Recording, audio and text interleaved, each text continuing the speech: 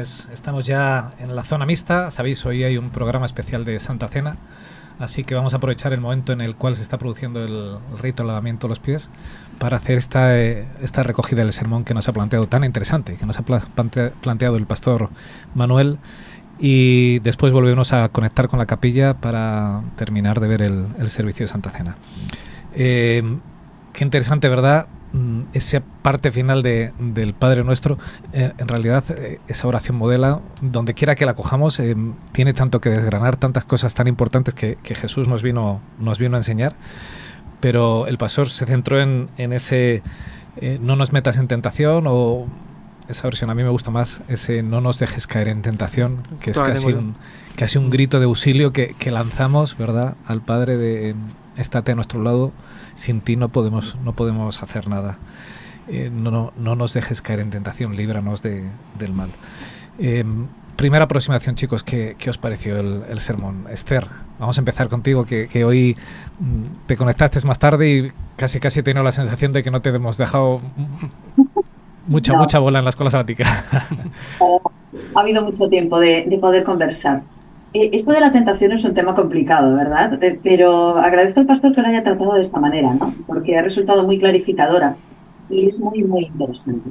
Bueno, hilo un poco de broma con lo que nos decía Fernando al principio, ¿no? Es trágico esto del sexismo, porque se ha hablado muchas veces de las mujeres como tentadoras, ¿verdad? La mujer que tienta al hombre.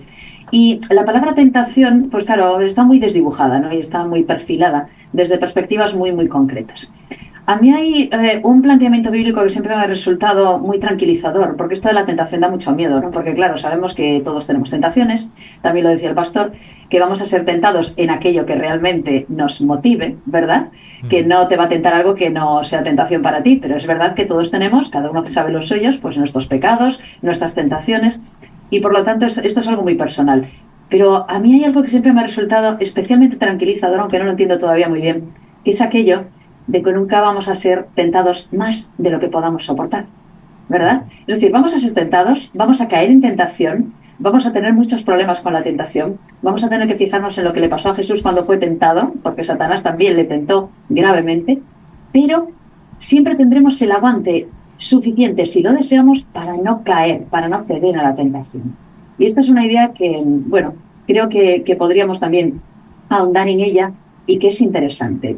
Efectivamente, vamos a vivir rodeados de tentaciones, seguimos siendo tentados, nuestra naturaleza caída cede a la tentación, pero tenemos salida, pero tenemos ayuda, pero Dios está ahí. Y eso, para mí ya, como primera aproximación, es una tranquilidad, lo cual no quiere decir cederá, o lo cual no quiere decir duérmete, que no te preocupes, que Dios no te permitirá más. Pero bueno, sabemos que algo podemos hacer y que tenemos forma de, ¿cómo podemos decirlo? Resistir, aguantar, ¿verdad? Buscar la forma de no ceder. Cada uno tendría que plantearse cómo, ¿no? Y de qué maneras. Fíjate qué interesante lo que dices, porque yo creo que los textos bíblicos nos ayudan a ser responsables, porque el ser humano, por propia naturaleza, intentamos pues echar la culpa a los demás, ¿verdad? Lo que tú decías antes, las mujeres son tentadoras, o quien me tienta es Satanás, es el demonio, ¿verdad? Es que no tengo capacidad. Es verdad que está ahí y que está ahí para hacernos caer. Pero también es cierto que el único responsable de permitir que caiga la tentación soy yo. Adán, cuando cayó, ¿verdad? ¿Qué hizo? Sacar balones fuera. Fue Eva. La mujer que me diste, y Eva, la serpiente me engañó, ¿verdad? Eso es lo que hacemos el ser humano, sacamos los balones fuera. Y incluir esto en el Padre Nuestro, lo que dijo Jesús, no nos dejes caer en la tentación. Yo voy a ser responsable en todo momento de lo que vaya a ocurrir. Voy a ser tentado, como decía el pastor, por mis propias debilidades, en base a donde yo tengo las fisuras de mi muro. Ahí es donde el enemigo va a poner todo su foco. Pero si cedo, es porque yo no estoy agarrado a ti. No me dejes separarme de ti. Yo soy el único responsable y depende de que no esté conectado contigo para que el enemigo tenga la ocasión de caer. No sé, Raúl, primera aproximación así. a mí me recuerda cuando los maestros tenemos que hacer un plan individualizado para cada alumno, ¿no? Que tiene dificultades o lo que sea, ¿no? Que tenemos que hablar de qué tenemos que hacer, metodologías que tenemos que trabajar para... Me recuerda un poco a eso, me imagino, eso en positivo, pero en negativo me imagino al enemigo que hará un plan para cada uno, ¿no? Y nos pondrá la zanahoria correcta, la zanahoria adecuada, incluso cuando no nos lo esperemos. Pero claro, como tú dices, ¿la responsabilidad de quién es? La responsabilidad es del quien va a comer la zanahoria, evidentemente. Que tú tengas la zanahoria ahí no quiere decir que tú no tengas la responsabilidad de no caer. Entonces, a mí me recuerda muchísimo todo este sermón al tema de la tentación de Cristo en el desierto. Y que cuando nos planteemos cómo podemos afrontar o cómo podemos poner el antivirus, miremos bien ese texto, de cómo Jesús hizo precisamente para... porque claro, él estaba para vencer la tentación. Tentado, él tenía una debilidad, ¿no? También, en ese sentido, de que podía caer. Entonces, ¿cómo se prepara él para no caer en la tentación? Es lo que nosotros podemos diseccionar también para practicarlo en nuestra vida, porque la tentación va a llegar, antes o después. Fíjate que decías que nos acercamos a comer de la zanahoria, ¿verdad? Y se me venía a la mente, nos acercamos a comer de la zanahoria porque nos soltamos de la mano de con quién estamos caminando y nos desviamos de nuestro camino. El pastor nos ha dicho en un momento que la oración da poder para vencer la tentación y esto no es un poder mágico. Quiero decir, tú no llegas por la mañana, oras y dices, Señor, que no caiga en tentación, sales adelante y como ya he orado, ya no hay problema. Yo creo que la clave, la solución, la respuesta a todo esto está justo en lo que estás diciendo. Cuando me llega la tentación, cuando alguien me ofrece la zanahoria por el lateral del camino, ¿verdad? Es orar. Es plantarme y empezar a hablar con papá, pedirle ayuda. Me está ocurriendo esto, socórreme. Porque él ha prometido que me va a socorrer. No es te oro a primera hora y ya con que te oré a primera hora, ya está, para todo el día lo tengo solucionado. No. Cuando la tentación revolote por mi cabeza, yo tengo que orar. Orar es hablar con Dios. Tengo que decirle, mira, papá, me está pasando esto, necesito tu ayuda. Y entonces es cuando o así lo entiendo yo, cuando el mensaje del Padre Nuestro tiene efectividad. Cuando Dios no me deja caer en tentación, porque me protege. ¿Por qué? Porque cuando estoy asido a la mano de Jesús, no me voy ahí buscando la zanahoria que me sale por el lateral. Solo me voy por la zanahoria cuando me suelto de él. Y la oración es lo que me ayuda a estar asido a Jesús. Entonces, hay que estudiar la palabra. Jesús se defendió con la palabra de Dios. Pero la oración también es muy importante en el momento de la tentación. El saber yo con quién quiero caminar. ¿Voy a dejar que me distraigan las cosas o quiero estar al lado de Jesús? Además, a lo mejor de buscar, que era algo que me invitabas a pensar también con lo que estabas diciendo, ¿no? Buscar la forma en la que podemos reparar también esas fisuras. Se utiliza ahora, Raúl, la palabra fisura, ¿no? Tenemos todos fisuras o grietas donde se nos puede a lo mejor escapar parte de la fuerza, ¿no? Es una idea. Y me resultaba interesante también el planteamiento que hacía el pastor con respecto a curar las heridas, ¿no? Y a buscar la verdadera, bueno, pues recordamos todos la mercromina que se ponía antes, ¿no? Que te dejaba todo rojo, ¿es verdad? Y entonces todo el mundo sabía que tenías una herida ahí porque tenías la mercromina puesta, ¿no? Pero pensaba yo, bueno, ¿y cuál sería entonces la mercromina que podríamos utilizar para reparar esto? Porque por una parte a lo mejor podemos pensar, oye, que hay heridas grandes y heridas pequeñas también, es verdad, grandes tentaciones o tentaciones a lo mejor más sutiles. En lo poco has sido fiel, en lo mucho te pondré, a lo mejor también tenemos, ¿verdad?, pequeñas tentaciones y luego grandes tentaciones. Y es posible, claro, que alguna de las tentaciones se solucionen con un brochazo de mercromina y otras requieren una intervención quirúrgica, ¿no?, del gran médico. Claro, cada uno a lo mejor tiene que hacer, no sé, estaba pensando ideas que me resultan interesantes. Tiene que hacer un diagnóstico. ¿Cómo estoy? ¿Qué es lo que pasa? Y también nos aludía el pastor a esto, ¿no? A identificar realmente la enfermedad, identificar la tentación, ¿verdad? No dejar oculta esa tentación, sino clarificarla. Probablemente a veces nos hace falta también vernos al espejo para identificar cuáles son realmente nuestros problemas, nuestras debilidades. Y a lo mejor habrá que trabajarlas. ¿Qué tengo que hacer yo para curar esta debilidad? ¿Por qué razón soy tentada siempre en este punto o en este otro, ¿no? ¿Qué tengo que hacer para poder solucionarlo? Creo que son también posibles reflexiones a sumar, ¿no?, con respecto a esto. Esencial el saber por dónde el enemigo puede atacarte. Claro. Es verdad que podemos decir, hay grandes heridas y pequeñas. Cuidado con las pequeñas heridas, Cuidado con las cosas pequeñas a las que no se les da importancia tienes una buena infección con una pequeña herida, es verdad. Sí. O por ejemplo, no sé si os ha pasado antes, nosotros hacíamos mucho senderismo. Si tú te dejas una piedra en el zapato y vas andando y la molestia de quitarte la piedra, cuando te miras, aquello está un poquito rojo, no pasa nada. Como tú sigas y el zapato no te siente bien o no te hayas quitado la piedra, te sale una ampolla chiquitita. Que al día siguiente, si nosotros hacíamos bivac, al día siguiente, como tengas una ampolla, vas a pasar el peor día de tu vida. Porque por la montaña con una ampolla que no te permite pisar bien, que vas cojeando, esa pequeña herida que no le diste importancia, que era se ha convertido en algo que te impide llegar a tu destino, que necesitas la ayuda de otras personas para que lleven tu peso, porque necesitas aliviarte de la carga que llevas. Cuidado con las pequeñas cosas que no les damos importancia y que pueden impedir nuestro caminar cristiano. No hay nada que sea tan sumamente pequeño en un pecado que no pueda hacernos una fisura suficientemente grande como para detenernos. Él ha citado lo de, cuántas veces podemos hablar y no darle importancia, pero cuando debiéramos callar, ¿no? Y es una tentación que me parece una de las tentaciones más frecuentes que pueden haber, ¿no? Porque muchas veces en conversaciones, en cosas, no le damos importancia, estamos aquí en un contexto más cercano, lo que sea, ¿no? Esto no. Pero ¿cuántas veces deberíamos de callar? Porque por frases o palabras aisladas luego se da una mala interpretación, luego tal, y se monta un jaleo impresionante y eso termina siendo una herida brutal, ¿no? Entonces creo que hay que darle también, como vosotros decís, hay que darle importancia también a las pequeñas cosas, porque sabemos que tenemos grandes caballos de batalla, nos centramos en los grandes caballos de batalla y dejamos que estos ponis purulen con libertad, ¿no? Es esencial. Hay algo que me ha parecido súper interesante del pastor, que me ha ayudado, me ha invitado a la reflexión. Él nos ha dicho que debiéramos de hacer una reflexión de nuestras fragilidades.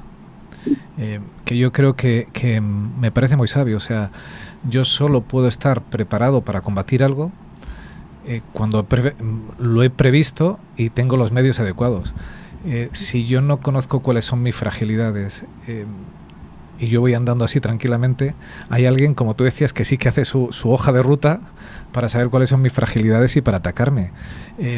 Tengo que estar prevenido, tengo que estar listo, saber por dónde el enemigo me puede atacar, aunque en realidad me puede atacar por cualquier sitio. El pastor citaba el texto, si alguien cree estar firme, mire que no caiga, Cuidado con creerte, esto lo tengo seguro, en esto no me va a ocurrir jamás, porque el enemigo te puede abrir una brecha por donde tú has dejado de agarrarte a la mano de Jesús y has empezado a confiar en ti, en que es algo que no tienes ningún problema.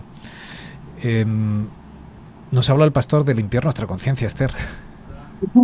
Me ha parecido súper interesante también. No sé si nos va a dar tiempo en esta mini zona mixta a todo lo que ha dicho, porque ha habido muchas cosas muy interesantes.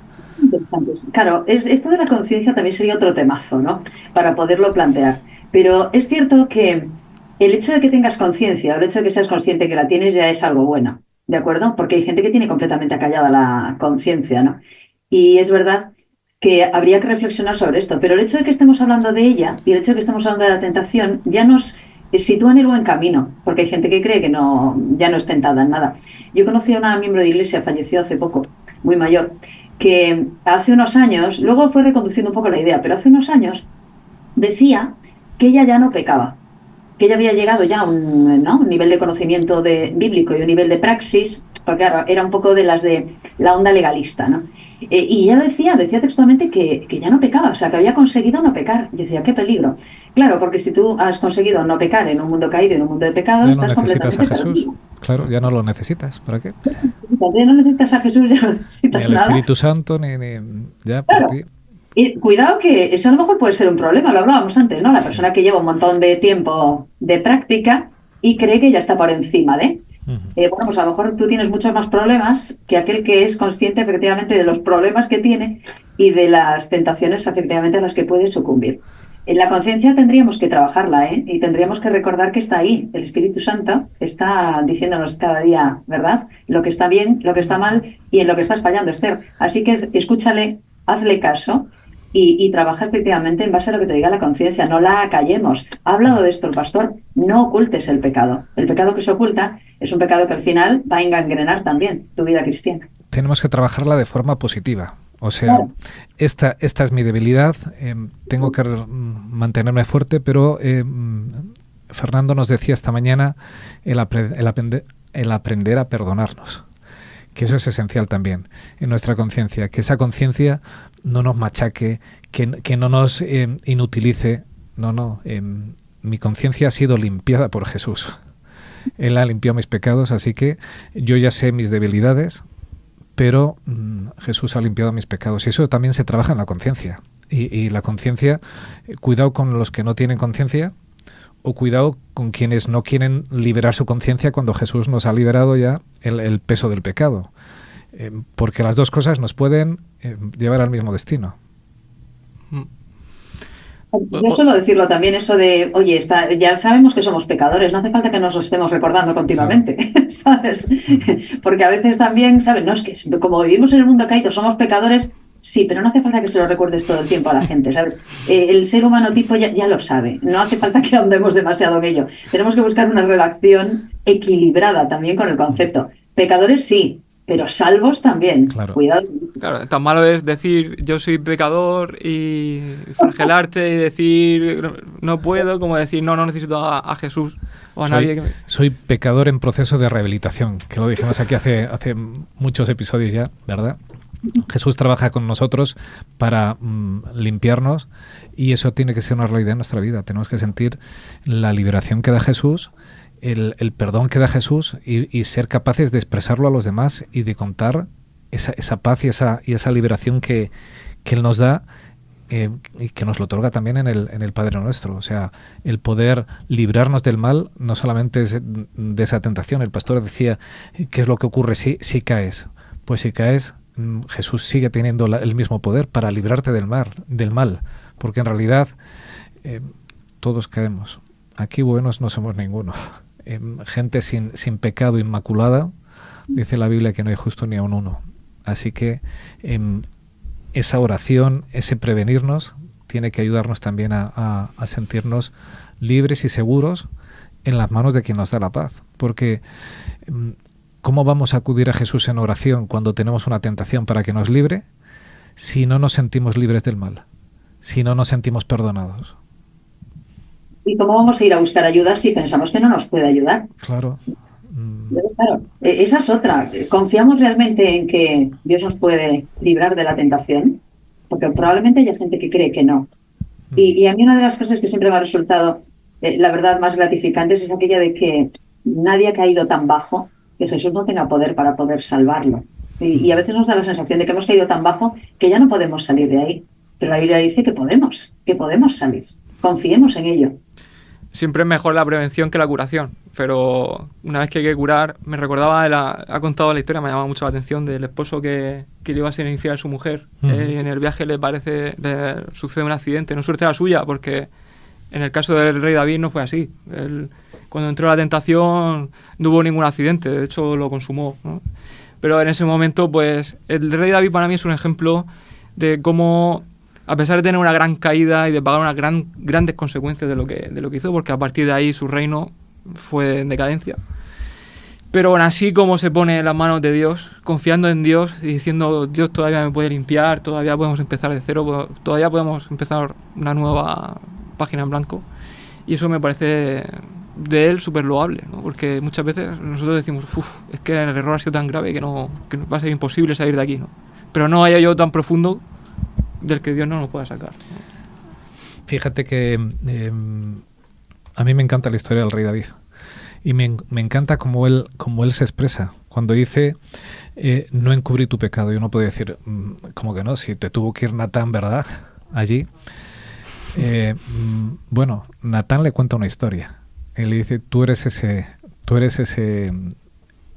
que se ha llevado la cordera. Y David inmediatamente sabe de qué está hablando y no lo encubre.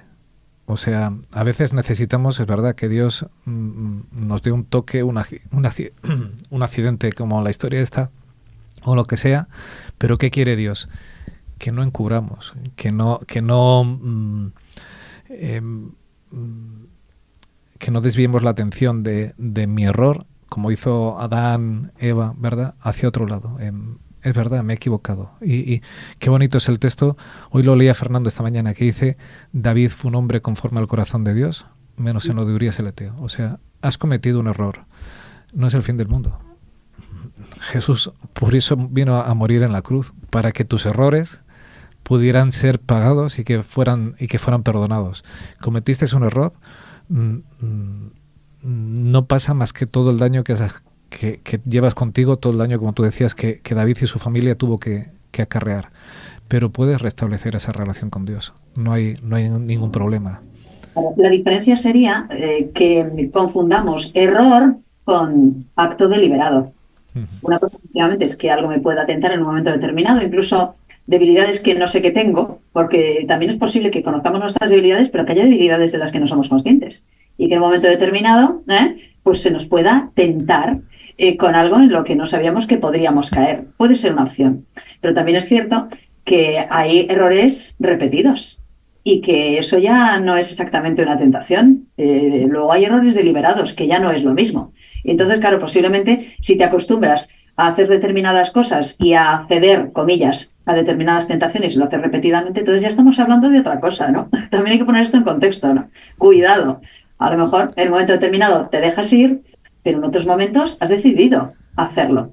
Es diferente y la forma de recuperar esto también es diferente. Y posiblemente el callo que vas haciendo en tu conciencia también a veces te complica, que la conciencia esté ahí dispuesta para decirte cuidado, que vas por el mal camino. Aún así habría solución para todo. Tenemos que Claro, es diferente y te pone en una situación mucho más peligrosa. Sí, tenemos que ir terminando porque ya están los oficiantes ahí enfrente de la mesa.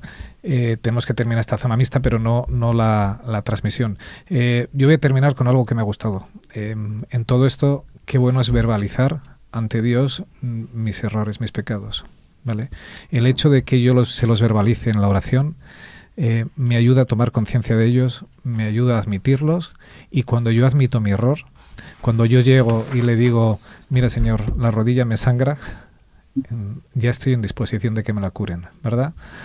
Si yo entro en la casa y cuando eras crío te tapas, yo jugaba al baloncesto y a veces me hacía heridas, me doblaba la mano, el brazo, no sé qué, y para que, no me dijeran que continuamente iba haciéndomelas, pues te ponías la chaqueta, te ponías en no sé qué, tapabas para que nadie te la viera.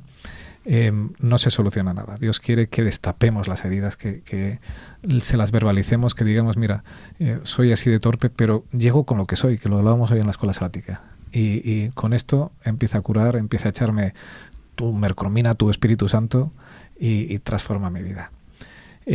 No sé si nos va a dar tiempo a un último pensamiento, pero si queréis, estamos a tiempo, chicos. Tiene que ser muy breve. Sencillamente esto, en cualquiera de los casos, con la oración y con la disposición a ponernos en manos de Dios, recordemos que nadie va a ser tentado más de lo que pueda soportar. Es decir, más de lo que podamos soportar en sus manos, ¿de acuerdo? Porque Él nos ayudará a buscar salida a esa tentación. Somos herederos de la gracia, nos ha dicho el pastor, y como herederos de la gracia podemos obtener el perdón. Yo creo que eso es la mejor noticia que podemos tener. Hoy celebramos aquí en la iglesia el acto de la Santa Cena, en la cual Jesús nos enseñó justamente eso, que hay perdón para nosotros. Qué bueno que el Señor haya tenido gracia con nosotros, que se haya dignado a venir, a morir, a enseñarnos que su sacrificio, su sangre, es suficiente. Da igual lo que hayas hecho en tu vida. Es suficiente para que si te arrepientes, si decides ponerte en sus manos, si decides cambiar el rumbo de tu vida, Dios pueda darte la paz que necesitas. Terminamos aquí nuestra conexión desde el estudio, aunque vamos a enlazar con la capilla, en esta edición 380 de la Iglesia en Casa. La próxima semana a las 10 en punto estaremos conectando, pero no os vayáis todavía porque hoy tenemos la oportunidad de terminar viendo este programa de Santa Cena. Así que, Julián, cuando quieras, conectas con la capilla abajo y feliz semana. Feliz semana.